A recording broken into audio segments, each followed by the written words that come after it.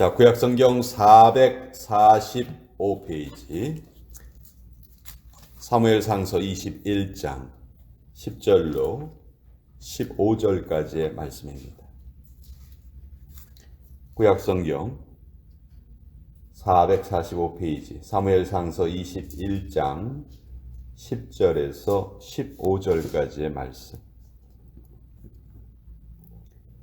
자, 찾으셨으면 우리 10절부터 15절까지 같이 읽겠습니다. 시작.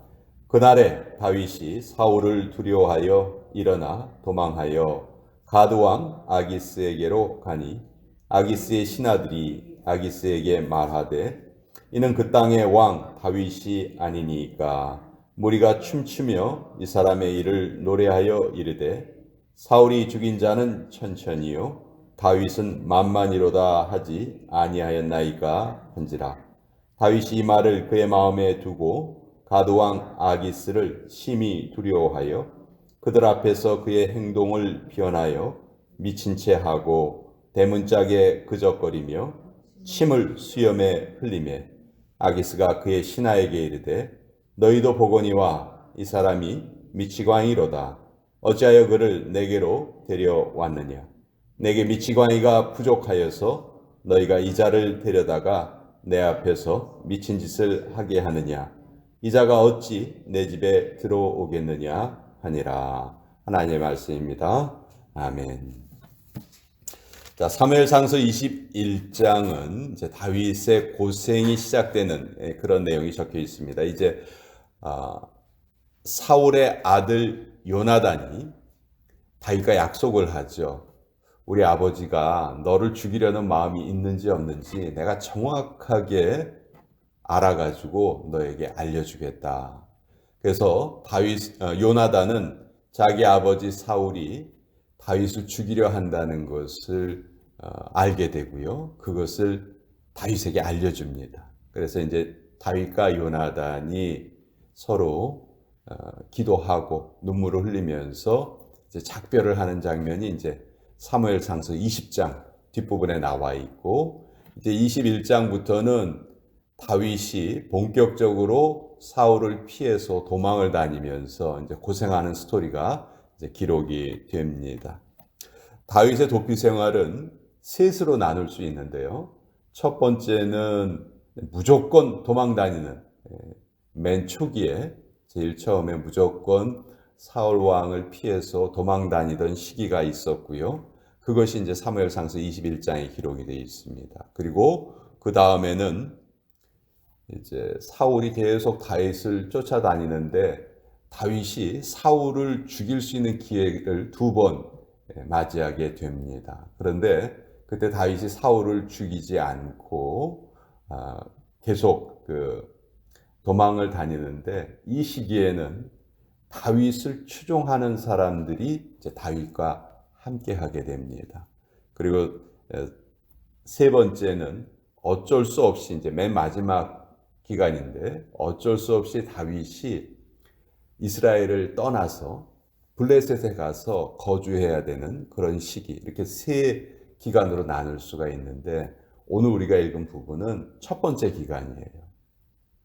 제일 처음에 다윗이 너무 급히 이제 도망을 나왔기 때문에 배도 고프고 무기도 하나도 없고, 그래서 어디로 가냐 하면 놉 땅에 있는 제사장 아히멜렉을 찾아갑니다. 아히멜렉은 깜짝 놀랐어요. 갑자기 다윗이 찾아왔기 때문에. 그때 다윗이 부탁을 합니다. 우리가 며칠 동안 지금 먹은 것이 없습니다. 먹을 것을 좀 주십시오. 그런데 먹을 게 없었어요. 딱 한 가지 외에는 먹을 것이 없었습니다. 그것이 뭐였냐면 진설병이었어요. 진설병은 뭐냐면 성소에, 그러니까 성전에 가면은, 성막에 가면은 맨 문을 열고 들어가면 뜰이 있고, 그 이후에는 제사장이 들어갈 수 있는 성소가 있고, 그 이후에는 대제사장이 들어갈 수 있는 지성소가 있죠. 근데 성소에 세 가지 물건이 놓여 있었습니다. 하나는 촛대가 있었고요. 하나는 향불을 피우는 향단이 있었고, 또 하나는 떡을 매 안식일마다 일주일에 한 번씩 떡을 새로 갈아 넣었어요. 12개의 떡을 갈아 넣었습니다. 왜 12개냐? 이스라엘의 12지파를 상징하는 거예요. 그래서 그 하나님께 드리는 그 떡을 진설병이라 이렇게 이름을 붙였고, 안식일에 이제 새 것으로 만들어서 올리니까 그동안 있었던 것은 이제 꺼내야죠. 근데 그 꺼낸 것은 반드시 제사장만 먹게 돼 있었어요. 다른 사람이 먹을 수가 없는 거였어요. 근데 다윗이 지금 배가 너무 고파서 다윗과 몇 명의 그 사람들이 함께 왔는데 굶어 죽을 지경이 된 거죠. 그래서 제사장 아히멜렉이 여기 진설병이 있는데 이거라도 먹어라. 사실 이것은 율법을 어기는 행위죠. 그런데 나중에 예수님께서 이 사건을 어떻게 설명을 하시냐면, 예수님의 제자들도 안식일에 너무 배가 고파서 그 이삭을 먹었거든요. 이삭을 잘라서 먹었어요. 그러니까 바리새인들이 그걸 또 비난을 합니다. 안식일에 하지 말아야 될 일을 왜 당신의 제자들이 합니까? 그렇게 비난을 하니까 예수님께서 뭐라고 설명하시냐면, 너희는 다윗이 자기와 그 함께한 자들이 시장할 때 한 일을 읽지 못하였느냐? 그가 하나님의 전에 들어가서 제사장 외에는 자기나 그 함께한 자들이 먹어서는 안 되는 진설병을 먹지 아니하였느냐? 이렇게 예수님께서 오히려 바리새인들을 책망을 하시죠. 율법의 가장 기본적인 정신이 뭐냐? 하나님께서 율법을 왜 주셨느냐? 우리 인간을 사랑하는 마음으로 주셨는데, 지금 이 음식을 먹지 않으면 그 사람이 죽을 지경인데 그 음식은 제사장만 먹어야 됩니다라고 해서 그 사람을 죽게 만든다면 이것이 어찌 율법의 참된 정신이겠느냐? 율법의 참 정신은 사람을 살리는 것이다. 그래서 예수님께서는 다윗이 이때 한 행동, 아히멜렉이 한 행동을 책망하지 않으셨어요. 오히려 그것을 정당화시켜 주셨어요. 이렇게 다윗이 이제 고생이 시작이 됩니다. 근데 이때 마침 이 모든 일을 옆에서 보고 있었던 사람이 있었는데, 그 사람이 도액이라는 사람이에요. 도액이라는 사람이 7절에 보면, 그날에 사울의 신하 한 사람이 여호와 앞에 머물러 있었는데 그는 도액이라 이름하는 에돔 사람이요 사울의 목자장이었더라. 이 도액이라는 사람이 이 모든 일을 옆에서 보고 있습니다. 그래서 이제 나중에 이 일을 사울에게 알려요. 다윗이 그 아히멜렉을 찾아온 적이 있었습니다. 그 아히멜렉이 그 진설병 떡을 줬습니다. 이렇게 알려요. 그러니까 사울이 이제 화가 나서 다윗을 죽이고 싶었는데, 자기가 죽이고 싶었던 다윗에게 떡을 주어서 살려줬고 또 칼도 주고 막 이랬으니까, 나중에 사울이 이 아히멜렉을 비롯해서 놉당에 있는 이 제사장 일가족 85명을 다 죽여버립니다. 그런 또 죄악을 사울이 저질러요. 자, 그러고 나서 이제 다윗이 이제 도액이 여기 이것을 모든 것을 본 것을 이제 알고 여기도 위험하겠다. 그래서 놉당을 떠납니다. 놉당은 어디냐면 예루살렘에서 북쪽으로 한 4km 정도니까 예루살렘에서 아주 가까운 그런 곳이거든요.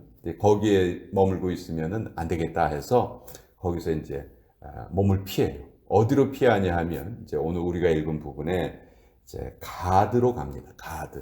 가드는 블레셋의 5성 중에 하나고요.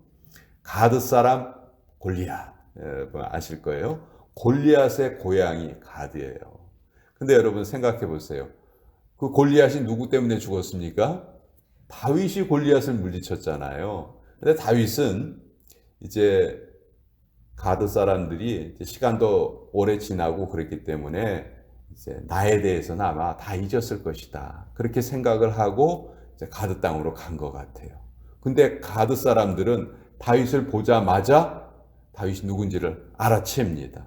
그러면서 11절에 아기스의 신하들이 아기스에게 말하되 이는 그 땅의 왕 다윗이 아니니까 무리가 춤추며 이 사람의 일을 노래하여 이르되 사울이 죽인 자는 천천히요 다윗은 만만이로다 하지 아니하였나이까.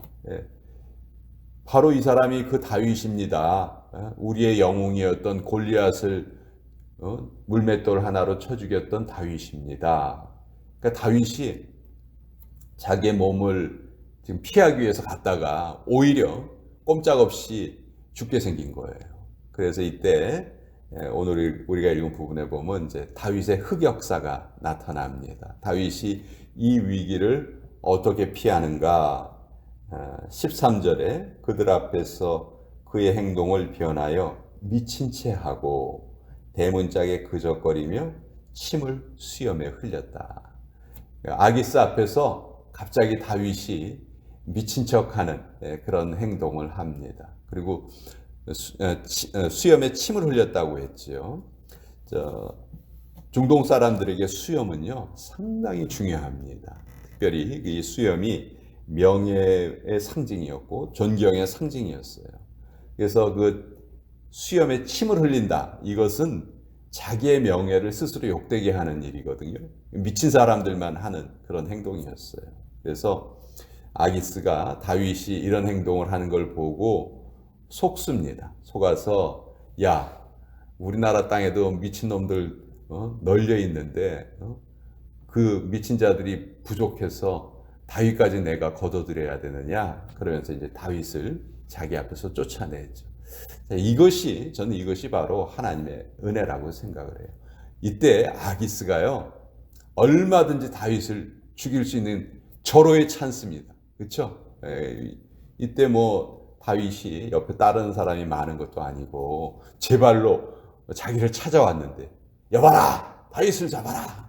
해가지고 다윗을 잡아가지고 내 이놈! 하고 얼마든지 다윗을 해할 수가 있었는데 이때 아기스가 다윗을 오히려 놓아줍니다. 저는 이것이 바로 하나님의 은혜라고 생각해요. 하나님의 보호하심. 다윗은 하나님이 택하신 자였기 때문에 반드시 하나님께서 보호해 주시는 거죠. 사실 우리에게 다가오는 두려움이요, 이런 다윗이 느꼈던 두려움과 비슷할지 모르겠습니다. 사실 다윗은 사울이 자기의 목숨을 뺏으려 하기 때문에 그것이 두려워서 막 계속 도망 다니죠. 그렇지만 하나님은 계속해서 다윗을 따라다니시면서 다윗을 지켜주세요. 그렇죠? 우리 어떤 날 이제 아침에 일어나 보면 사방에 이렇게 안개가 자욱하게 끼어 있는 경우가 있습니다. 그렇죠? 안개가 끼어 있으면은 정말 운전하기도 힘들고 사방이 보이지가 않죠. 근데 예를 들어서 브랜든 전체에 안개가 쫙 끼었다. 근데요, 그 안개를 다 모아 보면은 우리가 마시는 물컵 있잖아요. 그 물컵의 4분의 1도 안 된다는 거예요. 그 퍼져 있는 안개의 양이, 그걸 다 모아봐야 물 요만큼밖에 안 된다는 거죠. 근데 우리의 눈에 보기에 안개가 너무너무 두렵게 보이는 거예요. 쫙 퍼져가지고. 그렇죠? 우리 인생에 다가오는 두려움이 마치 그것과 같다. 실제로는 아무것도 아닌데 우리가 거기에 대해서 두려움을 느낀다는 것이죠. 다윗의 인생에도 하나님께서 선택하신 다윗은 하나님께서 반드시 끝까지 지켜주시는 모습을 우리가 보게 되는데, 오늘 사무엘상서 21장에도 이 위기의 순간에 하나님께서 다윗을 보호해 주시는 그런 모습을 우리가 또 보게 되었습니다. 자, 오늘 또 같이